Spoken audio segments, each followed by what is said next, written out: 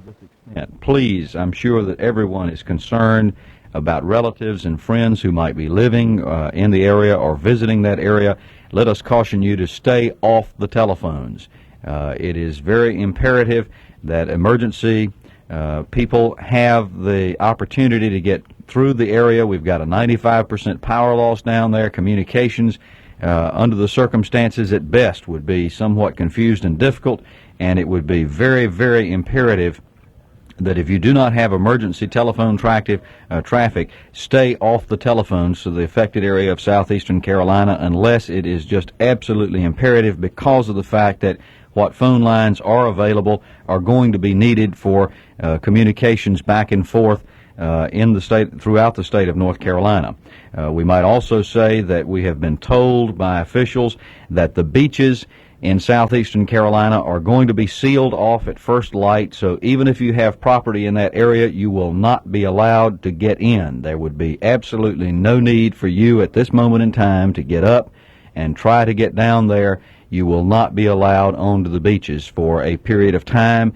As soon as that condition is changed, we will inform you and let you know exactly what's going on. With us now, awakened rudely in the middle of the night, Bart Rittner, who of course is one of the anchor, the main anchor people on the Total Radio Network and also our flagship station. And Bart, let us see if we can sort of bring you up to date. All right, Tom. As I was awakened this morning, the first thing I heard was that Diana had come ashore and that the eye was over Bald Head Island. I have heard bits and pieces on the way to work and in prepping for work. Perhaps a lot of people are in the same boat with me, so to speak, and maybe if you could fill us in right now on exactly where the storm is and what Bob Mueller at the National Weather Service told you and Dave Bishop about a half hour ago.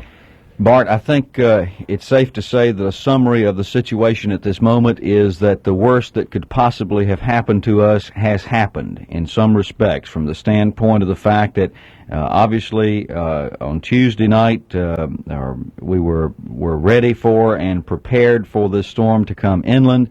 It stalled off the coast of North Carolina. It lumbered around throughout the day yesterday.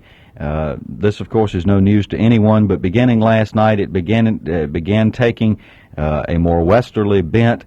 It came inland at approximately 1 o'clock in the morning, and at 3 o'clock this morning, it was centered. The eye of the storm was off Fort Fisher, North Carolina. Winds have been clocked as high as 110 miles an hour, certainly down from the 135 to 140 mile an hour range that had been reported earlier. At this stage of the game, it is very difficult to determine exactly the extent of damage because, as we were saying earlier, it is dark. No one is going outside very, very wisely. We have had a few reports here and there, a water tower down in Carolina Beach. We understand there might be some people trapped over on Wrightsville Beach. These, to some extent, are sort of unconfirmed reports.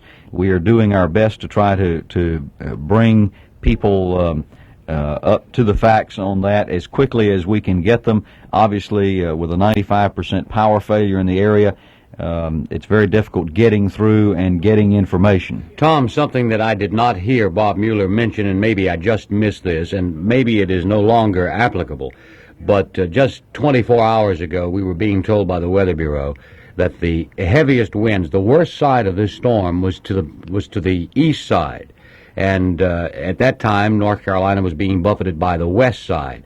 Now we have the situation where some people are going to be hit by both sides of that storm, and I wonder if still, when the eye passes, whether or not people are going to get a worse dose on the other side. We did not talk specifically with Bob Mueller about that. However, that threat and that possibility always remains, Bart. And, of course, again, many of the people in the affected area are perhaps right now in the eye. Winds will diminish. The rains will subside just a little bit. And there is always the false sense of security that comes with being in the eye of a storm. And the ultimate point is, until such time as you are given an all clear and told that the storm, the danger of the storm, the immediate threat of the storm has subsided, then we would, of course, encourage everyone to stay inside. We have problems. We got a report a few moments ago from Max Powell that we had a television tower down in the Wilmington area, and that so far as it goes, communications with some stations have been broken because of the fact that they don't have any power there. Let us right now pause 10 seconds for station identification.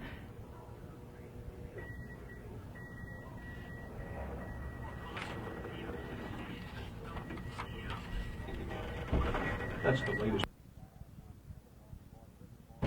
We're back watching Hurricane Diana. Tom Campbell along with Bart Rittner. Bart, we have just received the latest advisory on Hurricane Diana.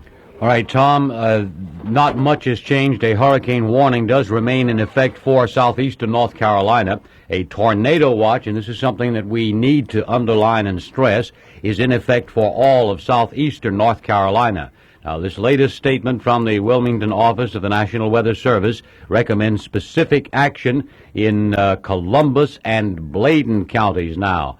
As Hurricane Diana continues to drift west-northwesterly, hurricane force winds in gust can be expected to begin shortly in the eastern part of Columbus and Bladen counties. Dangerously high winds and torrential rain should spread across those counties within the next few hours. And there is also that possibility of tornadoes. All persons in the interior counties of southeastern North Carolina should remain indoors and now be in sturdy buildings. Now, what's happened over the past couple of hours is that Diana has continued on a slow west-northwesterly drift, and this motion should continue for the rest of this morning. At 3:30 this morning, just a half hour ago, the center of the hurricane was near the mouth of the Cape Fear River. The safest place to be in the area is in a structure that is substantial and near the center of that building, we might add. Stay away from all windows and locate yourself in the downwind side of the structure. You're also safer in lower floors as opposed to the upper floors if the area is not flooded. We would point out that widespread power failures are being reported around New Hanover County. Such conditions will overspread Pender, Brunswick, and Columbus County as well as Bladen County within the next few hours at best. So you should have emergency supplies and provisions close at hand if you don't already. We would point out it's no longer safe for anybody to be outdoors throughout the Cape Fear region of North Carolina. We would hope that you would be aware of that fact by now. You should not venture outside for any reason whatsoever. The center of the Hurricane Diana is now near the mouth of the Cape Fear River and extends out 10 miles in all directions from that location. The winds around the eye are circulating counterclockwise. In the eye, the winds are usually light. So do not, and we repeat this, do not leave the shelter if the winds drop off in your area and the skies clear up. That means the eye is over you in all probability, and when it passes, you're going to get the backside of the storm. Dangerously high winds will pick up immediately after the eye passes. The wind at New Hanover County Airport gusted from the northeast at 74 miles an hour around 3:25 this morning. And Tom, I think Max Powell said that to you, perhaps just a little higher. Winds in excess of 100 miles an hour have been estimated at Wrightsville Beach and at Fort Fisher, and that's all occurred within the past 4 hours. Tornadoes continue to be a possibility throughout the southeastern part of the state. Owners of mobile homes in all of southeastern North Carolina should continue to ride out the hurricane in a more sturdy structure.